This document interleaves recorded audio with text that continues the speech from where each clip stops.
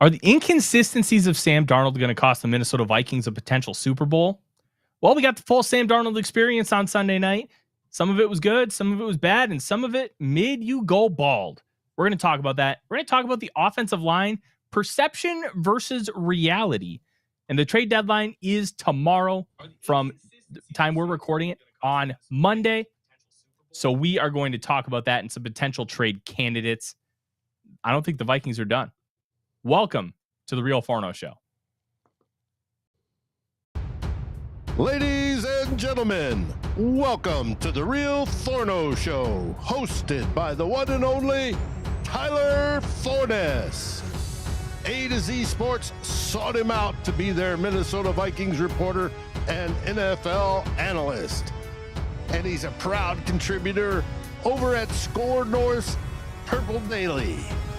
Tyler is also the captivating host of The Good, The Bad, and The Hungry on the Voices of Wrestling Podcast Network, and a founding member of Vikings First and SKOL. Welcome, ladies and gentlemen, to another episode of the Real Forno Show. I am your host, Tyler Forness. With me, as always, in the top left corner, he is producer Dave. Welcome, everybody. We have a lot to talk about today, so we're just going to jump right into it. And the biggest topic from Sunday Night Football, Dave, Sam Darnold. You got the good, the bad, and the bald, is how I'm going to phrase it, because he has those plays every single week that just make you want to pull your hair out. And I want to start with that first drive, that interception. I looked at the All-22. I posted my thoughts on it. Before I kind of go in depth on that, Dave, what did you see when you watched that first interception? Because let me tell you, that was brutal. That was the one across the middle. What did I see? Him throw it directly to the player. Just both interceptions were bad throw. I shouldn't say bad throws. They were bad throws, but I don't know. He brain fired it. Thought the guy was in purple, maybe. I don't know. What did you see? So that first one was, okay. So Darnold's standing in the pocket. You have T.J. Hockenson on a dig route. So Hawkinson's on the far side of the field, like when you're looking at camera angles. And so he's cutting across the middle of the field, and then Darnold bails out. So Hockenson continues down that route, all right? Mm-hmm. Zaire Franklin is the interceptor. He's the linebacker that got the pick. So he is flowing with Darnold. My theory is this. Darnold sees him flowing, and he sees him farther away, like at more of like a 10 o'clock position when Hawkinson's at 12. So you have that little narrow window. And Darnold has this incredible arm talent. Because he has this incredible arm talent, you can develop an arm arrogance where you think you can make every single throw. So my belief is he thinks that Franklin is going to flow himself out of position and out of the play, and he can zoom it past that inside shoulder. Problem is, he's not moving with enough momentum. So Franklin, once he sees that Darnold is throwing it, he can stop, catch the ball, interception. That's my theory on what ended up happening. And I think it sucks. That's just kind of what you get with Darnold. He's going to make some of those. It's like a Brett Favre bozo throw, where you just have so much talent that you think you can make it.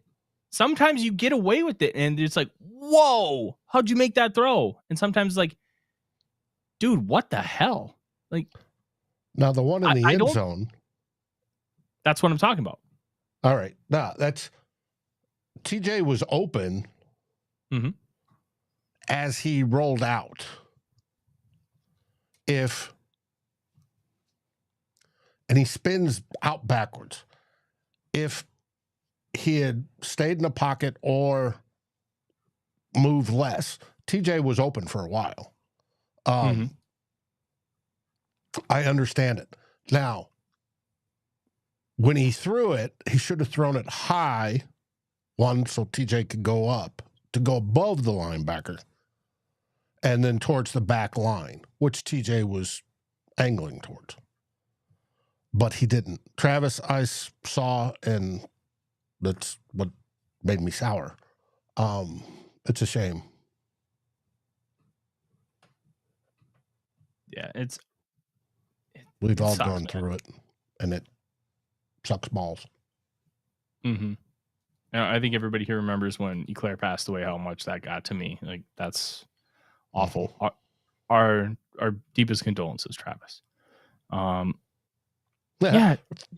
Freedom thinker. Jordan Love's pick 6 was even worse. Oh, that Jordan Love pick 6 was awful. It was so bad. I think that the first one from Darnold was more, he thought he could beat it and he couldn't. So how much of that is like a thing that's going to be like repeatable? I think is going to depend on situationally. Is it going to be something where he can continue to get those throws? He can continue to like see that, or does he dial it back? And I think one of the reasons why O'Connell really likes him is he's willing to make some of those risky decisions. He's willing to make some of those throws where, hey, maybe I shouldn't make this, but I have the arm talent to nail it. Mm-hmm. And I think to a point, we're going to have to live with some of these. Now, the second one, where Nick Cross got the interception with Justin Jefferson on the dig route, I think what ended up happening is, I haven't got to that play in the All-22 yet, but I remember watching it last night. It looks like Cross is like sells initially that he's going to play the flat and then bounces back. And I think Darnold's looking at the space. I don't think he sees him. And I think that's more of a problem than the first one. The first one is, I think I'm this good, so I'm going to make this throw. The second one is more of a manifestation of, hey, I think, like, I know that Jefferson's going to be in this spot. I'm going to throw to this spot. And then he just doesn't see the dropper. Quarterbacks will miss that dropper. I'm not going to say all the time, but you see some really good quarterbacks who just completely miss the fact that somebody dropped into their throwing lane. And I'm less concerned about the first one, more concerned about the second one. You got to see that dropper. You have to sense it, and you have to be able to understand that what's happening post snap. You think you see a coverage pre-snap, but so many disguises. You have to be able to see that guy drop and move. And to me, that one's a much, much bigger problem than the first one. The first one, look, he's going to make some incredible throws. Like, we haven't talked about that Jordan Addison touchdown yet. How bonkers of a throw was that? That was nuts. It was really freaking good. The fact that he was able to make that throw and link it together. The catch was amazing. Mm-hmm. Yeah, it's just insane what he was able to do there. So the fact that he was able to make that throw is because he has that kind of skill set. That rocks. That's really cool. But when you have that kind of skill set, sometimes you live with the bozo stuff. The Josh Allen, hey, I'm going to whip it downfield and, I threw an interception. Like, you're going to have some of that. It's just one of those things. But you got to see a dropper. You got to see that guy dropping into that hook zone. And to me, I'm going to be more concerned about that one moving forward. But that was like the bad stuff from Darnold. The stuff that really made me want to pull my hair out, Dave, I don't know what the hell the deal is. How in the world does he keep trying to do these 360 rollouts to his left? And almost every time he's getting sacked. Dog, you need to stop that. Stop turning your back to the defense. You only do that in play action. I hate it. I hate it. I hate it. I hate it. Stop doing it. Mm-hmm. We're going to live with it. That's all we got. Mm-hmm. It's not like Darnold is bad. It's just there are these little idiosyncrasies that just drive you nuts. And that one specifically drives me nuts. Drives me nuts about as much as sprint right option on the goal line. Oh. Well, and I said during the game in our chat that first interception, I go, there's one. He gets one a game. And he does. That's him. So will Kevin O'Connell, try to adjust it and tweak it some more? Hopefully. So we don't get to one a game. We'll especially need it at the end of the season Mm-hmm. when we'll have to damn near play perfect. Yeah, it's Darnold just needs to, for lack of a better term, calm down. Mhm. And I think we will see some of that. I think we will see growth. We have seen a lot of growth from Sam Darnold over the course of this year. We're going to continue to see more of it. But Mhm. the 3 turnovers just sucks. Two of them I think are directly his fault, and then the strip sack. How in the world do they continue to miss hitting Sam Darnold in the face or touching his face mask? Like, oh, we were talking about if it was a face mask call because we believe the contact was incidental. Dog, it wasn't incidental. He tried to take his head off. I don't think it was that bad, but it definitely wasn't incidental. He directly struck His the head. helmet, but And you saw his head do the movement. Could have injured him. That rule's in place for quarterback safety. This isn't like it was back in the 70s and 80s where quarterbacks took a beating. Yeah. Heck, if it's other quarterbacks, you barely breathe on them wrong and you get a flag. But for some reason, Sam Darnold's exempt. Yeah, it sucks, man. It sucks. You got to be able to see that. And to me, it's more of an officiating issue on an overall level than it is anything else. Mm-hmm. You have to be able to see that as an officiating crew. And the fact that they didn't see it, to me, is a big, big red flag. I want to see it happen. I want to see more from the officials. His head move, and they thought it was grabbing the face mask. Now, if it's incidental, that's a graze, right? But his head was moved enough that they saw it and threw the flag. That's why we need a sky ref or whatever you want to call it, and these people to be put on full-time status, and that's all they do. Have their eyes checked, get free LASIK, do whatever it is, but to become more professional, because this is, yes, it's the top of the business. Pro football is fast, and these guys are supposedly the best at it. Well, let's make them better. Let's figure out how to do that. And there's been plenty of suggestions over the decades, but we'll see. Yeah. And I've talked about the Sky Judge ad nauseum over the course of the past few years. Mm-hmm. And it's not like the Sky Judge isn't an NFL official.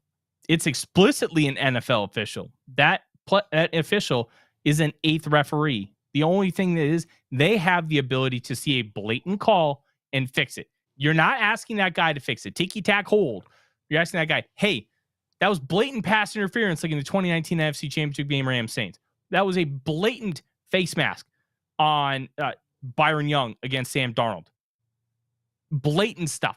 Fix the egregious. That's all we're asking for.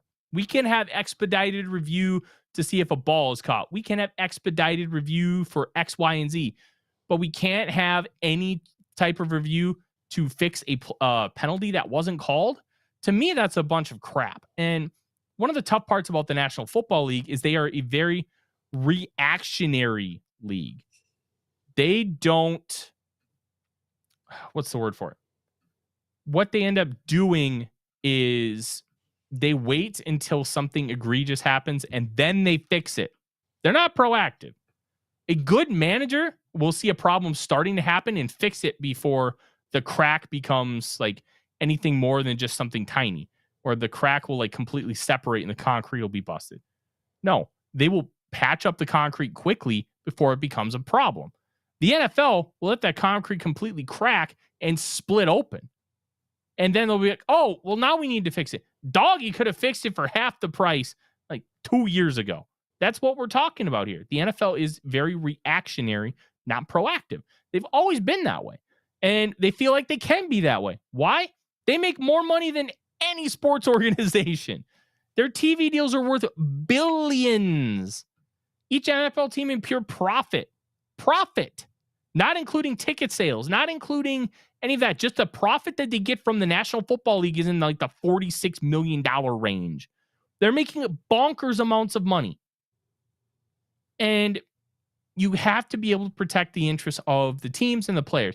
And not only that, you have billions of dollars tied in with like Caesar's Palace online gambling, FanDuel, DraftKings, BetMGM. You don't think one of these is going to impact a line so significantly that it costs one of these sports books millions of dollars? What happens if that game against the Rams put it from the Vikings winning with 90%, or like with the Rams covering or whatever, 90% of the money, and then all of a sudden it flips, and then they lose 90% of the money? Like, stuff like that can cost you millions of dollars as a sports book. They got to find a way to fix it.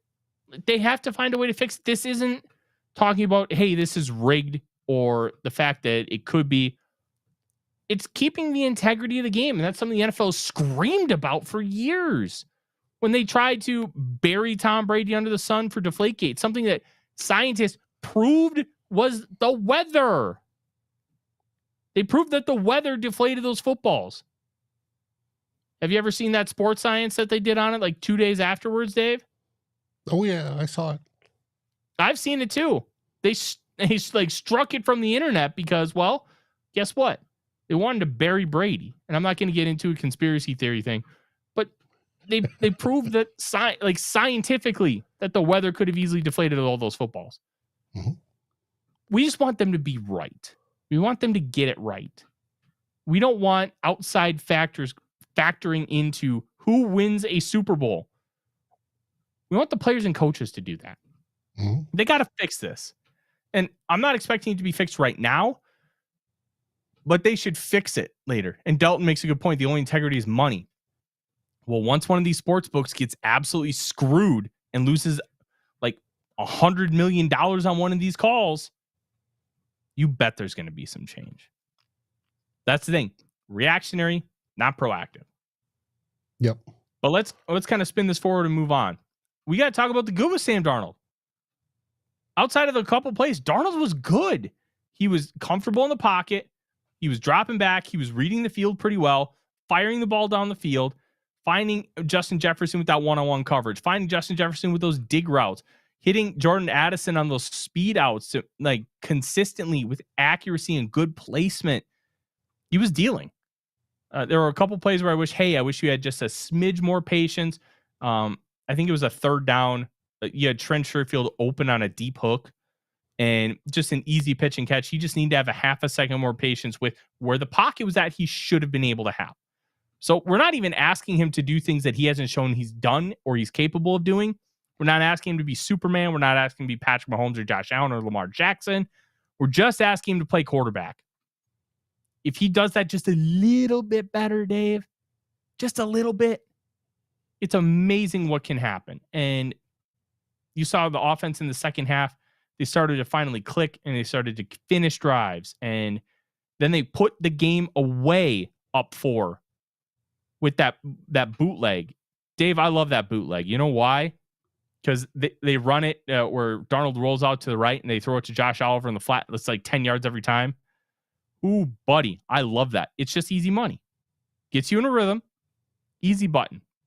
Josh Oliver, hey, 10 yards. Sometimes he gets 20, 25, 30 on that. So what do?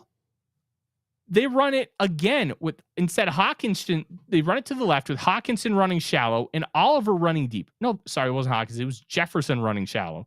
So guess who's going to draw the coverage? Jefferson. Who's open? Oliver. Like, the play calling in this game, I think, was great. The execution on everything. And that's, to me, the biggest disconnect when we've talked about this before. Kevin O'Connell's play calling is superb. The execution is not always superb. I do have issues with the play calling. I wish he would do a little bit more of that fast break stuff that we saw at the beginning of the game on Sunday night. I wish we would see some more like speed outs, some more quick game stuff. Get in a rhythm. Don't ask these guys to block for 3.5, 4 seconds, which, let's be honest, they're doing really well. But I think that we could see more. We could see more efficiency to go along with the explosiveness. And I think Sunday night was a really good picture of what that could look like. Gotcha. Now, the only call I questioned was the trick play. It worked. Wonderful. Don't do it again. It's on tape. Which one? To Jefferson. Jefferson throwing back to Aaron Jones. Oh. Got the first down for 16. It was, 3rd and 16? We got the first down. See, yeah, I think they probably will pull it out again. I won't have an issue. What you have to do in the meantime is you have to have a counter. What is your counter play going to be? Are you going to run that and have Jefferson kind of fake it and then actually just run a screen? Because that's how you do it. And this like play action throwback like that, that's happening across the league. So that's something to be aware of too. Everybody's running it, just like when Philly ran the Philly special in the Super Bowl, and then everybody's run it at some point in time. I think that you're going to start to see more and more and more of teams running this type of play, but you have to be able to build off it. You have to be able to have a counter punch. You have to be able to, hey, Jefferson's going to catch the ball behind, and then he's going to fake it and then run the screen and get players thinking confused. Because if you have players that are confused, you have defenders that you can take advantage of. Thinking is bad on a football field. You want to think on the sidelines and before the game. You don't want to think during the midst of a play. You want to see and react. And that is how you can bait people. You can bait people by saying, hey, they are going to crash on this spot. Let's take advantage of it. And you can do some of those things. Now, I think the Vikings will have something built in. They like to build off of things. They will then come back to it at some point in time. But I don't think it's one of those trick plays like where you see it once and then I don't think they'll ever do it again, because it's become a very popularized thing, not just in the NFL, but also in the college game. I think we could see this become even more prevalent throughout the course of the NFL season. Oh, well, it is what it is. It's, yeah, I just, well, I'm more traditionally old school, I guess. No, we did it. We all remember hook and ladder. But it had so many opportunities to fail. Now, JJ happens to throw a good football. It worked. Aaron Jones ran it, got the first down. It worked. And they're using Jefferson to bait the defense because the defense was keying on him. I mean, we heard the quote last night about, Jefferson changes the weather. And to a point, it's true. And if they can get him to, fake taking a couple steps forward, turn around and whip it out, whip the ball over, it works. It worked this time. What are they going to build on it after this? We'll find out. Yeah, it's going to be interesting to see how they continue to kind of build on this. But let's also talk about, I think, one of the biggest factors in this game. Dave, the offensive line was pretty good. Mm-hmm. And one thing that kind of we've talked about. Reps. Yeah. It's something like game day tweets don't count because you're acting emotionally. You're acting without all the information because you don't have all 22 access. You don't have the ability to see everything. Now, there were some rough reps. Ed Ingram was very good on Sunday night. Garrett Bradbury was mostly good on Sunday night. Blake Brandel got beat up a little bit. Cam Robinson was also pretty good. Part of the reason why there were struggles from both Robinson and Brandel is because they have zero chemistry. And you know what? That's okay. Like, they struggled to pass things off. They struggled like communicating with each other during the play. They struggled with stunts. Who's picking up who? That's pretty standard. That's pretty normal. Like, I'm not really too concerned with it because I thought Robinson overall was good. They were moving people in the run game. Robinson was pretty good in the pass game as well. But there's so many little things that he's not going to have down for a couple weeks. And if you can just level that storm, by the time the playoffs come around, Robinson will be in a pretty good form to where his ability is going to determine if the Vikings have a good left tackle or not because he's struggling to understand the idiosyncrasies of what the offensive line is trying to do and him and Brandle's chemistry. But like people were freaking out about the interior offensive line, saying Ed Ingram's bad. I had people like tagging me, hey, Ed Ingram sucks. I'm like, no, you just don't know what you're watching. You're not even trying to understand. You're saying, oh, interior is bad. That must be Ingram. Ingram stood up to like DeForest Buckner multiple times. He had the second highest PFF grade of any offensive player on Sunday. And you know what? We all know how I think PFF grades have been relatively unfair to Ed Ingram. Well, the people that say, oh, PFF grades are bad, you can't even use that now. You got to go watch the tape. You got to watch tape. The tape was good. It was good. And just the amount of people who just don't quite understand it, this is driving me nuts, Dave. It's driving me nuts. I don't even think that Ed Ingram is a very good football player. I think he's fine. He's average. Like maybe a little worse than I initially thought, where I said, hey, you know what? He's probably like a top 32 guard. He's probably closer to like a top 40. But man, he's been average. He's been good. I don't know. I don't know what else to say here. And the last 3 games have probably been his best 3 of the year. Mm-hmm. We'll see. Now, everybody, there were 73 reps that they got. The offensive line got played. Mm-hmm.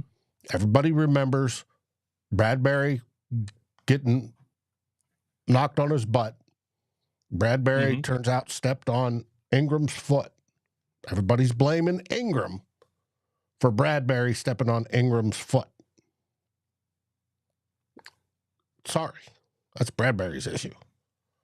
That's so funny. His, foot, they were just coming out of their stance. And Ingram was kicking his right leg back like he does on the right side, like any guard would. And he stepped on his left. Well, that happens. That's his next step, barring he makes it. And then the one where the pass went to the right and we saw him out there running, chasing the linebacker. That's because the linebacker didn't bite. The linebacker read the screen and went out there. And there's no way a guard's going to catch up to a linebacker that's 10, 15 yards ahead of him. Not going to happen on a block. No. But out of the 73 reps, everybody sees the one and they go, oh, horrible. Whether it be Bradbury, whether it be Ingram, whether it be Brando. No matter what, it's the one. Oh my God, they're bad. They don't realize that they were good, all the other ones. And so it takes, we want perfection on the offensive line. You're not going to get it. And there's nothing we can do about it this year. We can hopefully improve. And like Tyler said, those grades are coming up. Now, whether you believe PFF or not, that's a different story. But watch the tape. Mm-hmm. And Dalton, you may think dog poop. Go watch the Raiders and compare the two. And tell me which O-line's better. Mm-hmm. This is the best Vikings offensive line since 2009. Without a doubt. Mm-hmm. This offensive line is good. It's really good. Yeah, Dalton, you're right. That's where Bradbury got knocked on his butt. Mm-hmm. And easy to get knocked on your butt when you lose your balance. It is what it is. Yeah. Yeah, it's I recommend everybody go watch the tape. Ed Ingram was good. Brian O'Neill was great. Cam Robinson had some inconsistencies, but that's to be expected. But considering he was great, Brandle, and probably his worst game as a Viking as a starter. Bradbury was pretty solid outside of that one play. Like, did not really have a lot of issues. Like, I'm okay with that stuff. I think as a collective whole, Vikings fans are too hard on the offensive line because they've been burned so much by the offensive line over the last 10 years. That's fine. I understand that. You're not coming here for duckies and bunnies. You're coming here because you like the analysis. You like the honesty. And we're never going to bullshit you. And Dalton, I think it needs to be addressed. I want a better interior O-line and a better interior D-line. Mm-hmm. But it's not going to happen this season. And don't be surprised if it doesn't happen and they roll with this, because I believe my theory is that Kwesi Adofo-Mensah believes this is good enough considering the salary cap dollars, and he would rather invest that money elsewhere. Mm-hmm. Now, whether you believe he's right or wrong is irrelevant. That's my theory on how I believe he's approaching it. Blake Brandel's making $3.16 million average annual value per year to be a starting guard when they were going for $18 to $20 million on the free agent market, like the good ones. Mm-hmm. Like, he is obviously choosing this as an area to moneyball. And you know what? It's kind of working because the entire interior offensive line is costing like $9 million. Well, you know what? If it works, how can you really complain about it? Like, that's how you pay guys like Christian Darrisaw and Brian O'Neill and Justin Jefferson. And eventually you're going to have to pay JJ McCarthy down the line. That, like, you have to find edges and advances somewhere. This is where they've chosen to find their edge, by identifying guys who they can get at value and plug into those spots. Now, all of that could be like, hey, we have Trey Smith available in free agency. Let's go give him $20 million. Then you have a different conversation. So I just think that this whole thing about the interior offensive line, we need to improve it. We need to improve it. It'd be nice to have an improvement. I don't think there's any real evidence, Dave, that says you need to improve it. This offensive line is performing very well at a discounted rate, especially on the interior. And you only have limited salary cap dollars when you have huge talent voids at other positions of need. You have a talent void at running back because Aaron Jones is 29 years old. You have to find a long-term answer there. You have to find multiple interior defensive linemen. You have to find young cornerbacks. There are more important things than finding a guard when Ed Ingram is playing fine considering the level of difficulty you're asking him to play at. And Dave L asked, how did Dalton Reisner play? He didn't. I tried to tell you. He had 5 maybe total snaps. Maybe not you specifically. And they were all special teams. Dalton Reisner is not a starting quality player. He just isn't. And I think it's time everybody just understands and admits that. So let's kind of move on. I want to talk about the defense first before we get to some trade deadline people. Defense was great. We told you on this show to not worry about the fact that Dallas Turner wasn't playing. Well, you didn't need to worry about it. He got some snaps, and I think it was due to like more of a game script thing, more of a who you were playing thing. And look, he was pretty good. I'm excited to get to the defensive film and watch Dallas Turner, but they used him in the Van Ginkel role. And if Cashman continued to be out, would not shock me if you see Van Ginkel do more Cashman stuff. Because I don't like Ivan Pace Jr. doing the Cashman stuff. I didn't like it last year. I said, hey, I think this guy's being a little overrated by the fan base because he just can't do everything that a true middle linebacker is supposed to do. He's a great sub-package guy. But do you really want 5'10.5" Ivan Pace Jr. in coverage all the time when he can't move laterally very well? No, you want him attacking and you want him crashing downfield. Like, Dave, I know you're being sarcastic. You don't have to tell me. I'm having fun. Let me have fun. Like, I think if you have Van Ginkel, let's also remember, Van Ginkel was a middle linebacker in college. He wasn't an edge rusher. He kind of grew into that role in the National Football League. He's been very good at it, being that hybrid style linebacker to do a little bit of everything. But that's a big thing too. You have guys who can do multiple things. And Dallas Turner slides in that Van Ginkel role and he can drop into coverage and be incredibly fluid. That is a cheat code for how the Vikings want to play defense. You can drop a guy like Dallas Turner into coverage, and he's not a liability. He's actually an asset. 34.5-inch arms, 4.47 40-yard dash, the ability to flip the hips and run upfield with running backs. They're huge positives, but it's also a rookie. So the fact that he's not playing a ton really doesn't mean a whole lot. Like, the guys in front of him were playing really well, and Jones had a little bit of a rough day against the Rams, but he was also being asked to do different things. He's being asked to do dirty work kind of stuff, crash, and make things easier and give other guys better opportunities. So, like, Turner playing this well was great to see. I thought the secondary was pretty good.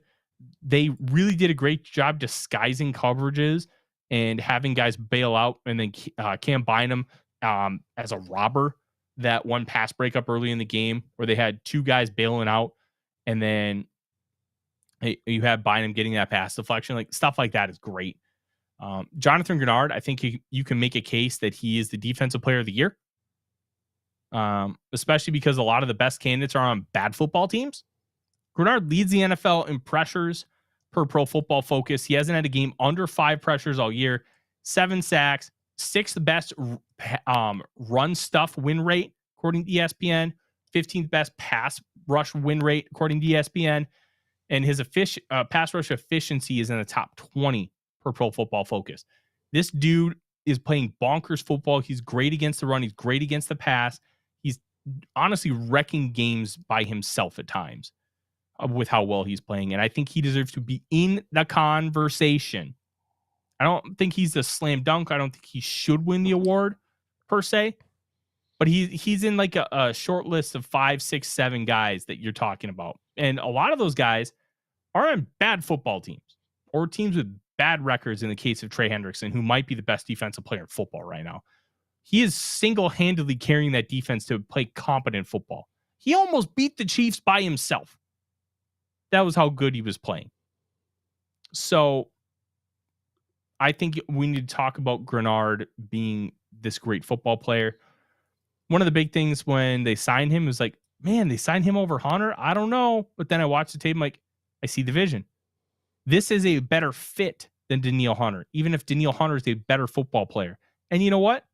They're getting better production from Grenard than Hunter is giving to the Texans for $5 million less on an annual basis.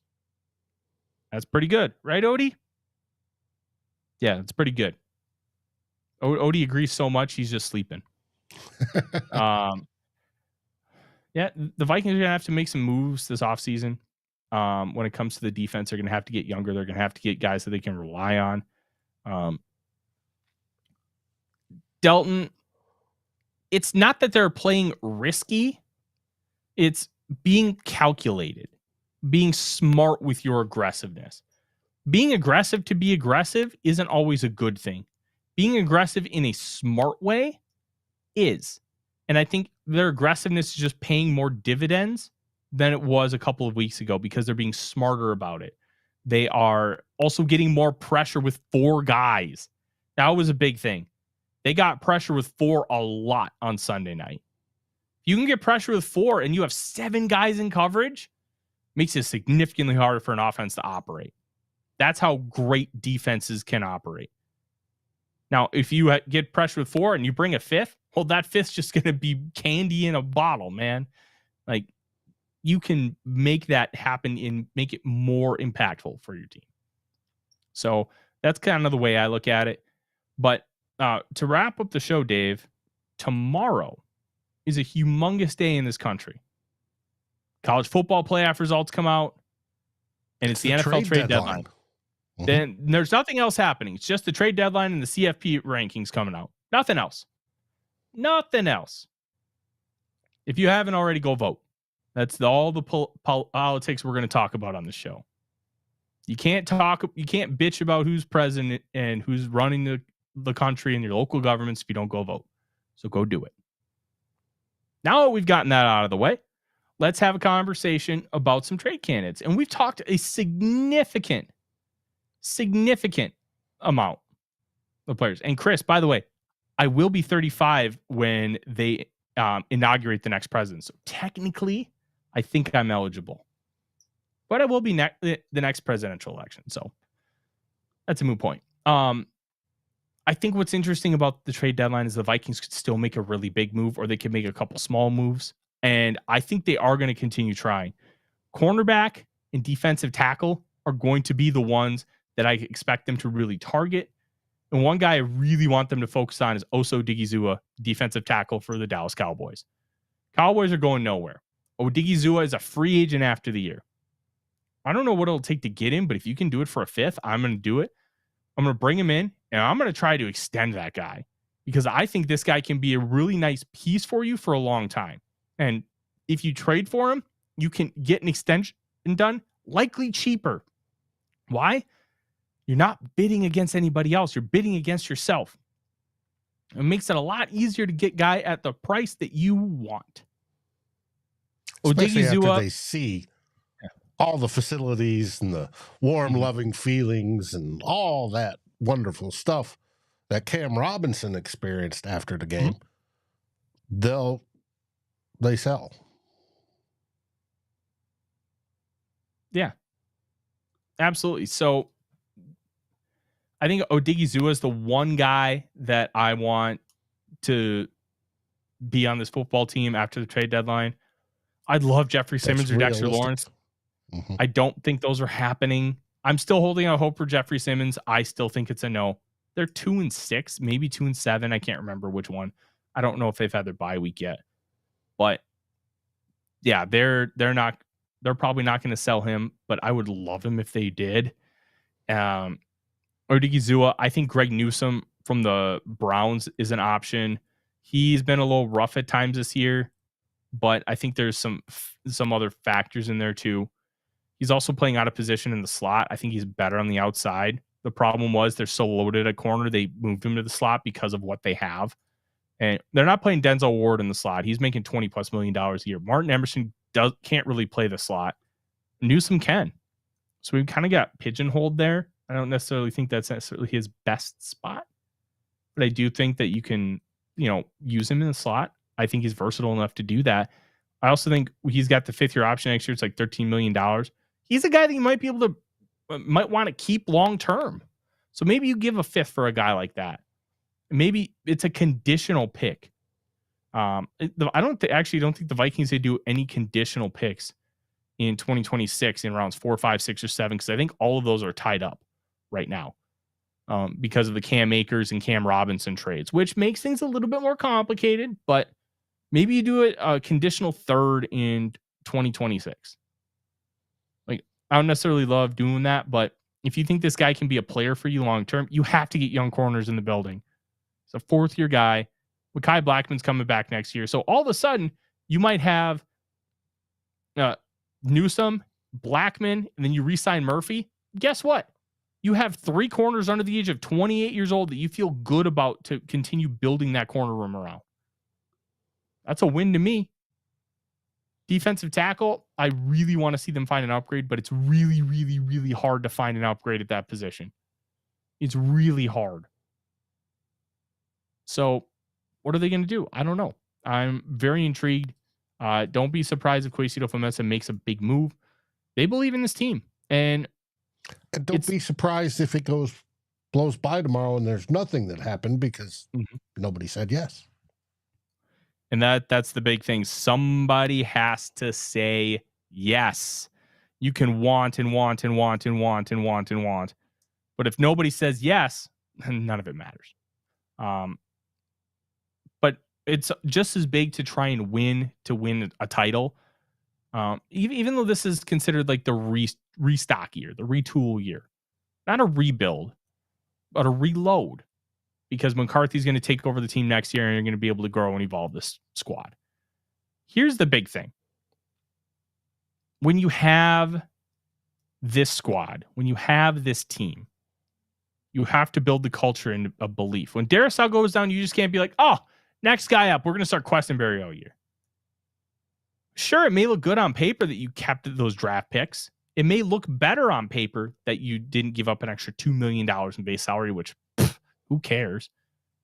But you know what it does? It shows, hey, I went and got Cam Robinson. we're going to win this thing. We believe we can win this thing. We have the guys to win this thing. So let's go take it. That's what it says to the locker room. And that message is very important. Very important. And building a culture is not more important than winning games. But when you build the right culture, you will win games. That matters. So I'm really excited about this. I think that the Vikings could make a couple moves. If they make one move, or you know what, if they strike out, they still made a move that was massively impactful. They can make a really big move. Dave, it could set them apart and they could become a real Super Bowl favorite. Yep. We'll see. We'll see. I doubt it's going to happen.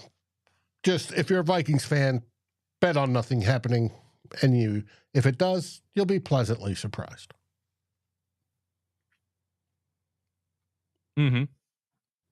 Yeah, absolutely. All right. That is going to be our show tonight. Thank you guys very much for watching. Are we going to have a show from Sal tomorrow night? We should. I haven't heard otherwise. Scolders and Spice on Tuesday. Real Forno show back on Wednesday. And if you missed it, I had a Saturday morning show go out.